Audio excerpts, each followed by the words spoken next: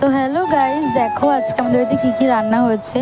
ভাত, গরম গরম ভাত ও উচ্ছে সেদ্ধ, আর এখানে আছে ডাঁটি কচু দিয়ে মাছের মাথা দিয়ে তরকারি, আর এখানে রুই মাছের ঝাল। আর এরপর দেখো কি আছে, এটা রেসিপি তোমরা আমার চ্যানেলে পেয়ে যাবে। এটা হচ্ছে ডিম কষা। আমরা মা মেয়ে দুজনেই খেতে বসে পড়েছি।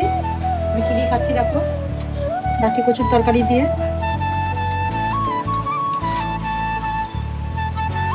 চলো খেয়ে দেখি কেমন হয়েছে তরকারিটা। খুব ভালো হয়েছে। ডিমটা তো রান্না করলাম, এবার খেয়ে দেখি কেমন হয়েছে। আমি একটু আলু দিও, এই যে একটু আলু নিলাম, আলুটা খুব সুন্দর সেদ্ধ হয়েছে। এবার একটু ডিম নিই।